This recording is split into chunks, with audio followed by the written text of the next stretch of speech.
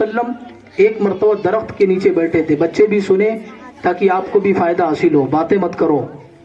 आकाए करीम सल्लल्लाहु अलैहि वसल्लम एक दरख्त के नीचे बैठे थे। उस वक्त में आपके साथ कोई भी सहाबी रसूल नहीं थे। दोपहर का वक्त था, आराम कर रहे थे। तो आकाए करीम सल्लल्लाहु अलैहि वसल्लम आराम के आलम में एक शख्स आता है तलवार लेकर और आकर आपके सामने खड़ा हो गया। आकाए करीम की जब आंख खुली तो कहने लगा, मेरे हाथ में तलवार है, मैं आपकी गर्दन को उड़ा दूंगा। कौन है जो मुझे आपसे, यानी कौन है जो मुझे मेरी तलवार से आपको बचाए।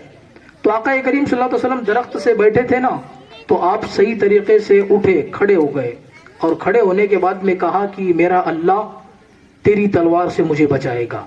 सुने नबी की सीरत। अब इतनी बात आकाए करीम ने जब कही, ये एतमाद, ये भरोसा, ये यकीन जब उस जालिम ने देखा तो हाथ थर्राने लग गया और तलवार जमीन पर गिर आई। आकाए करीम ने वो तलवार उठाया। सीरत सुनो क्या है।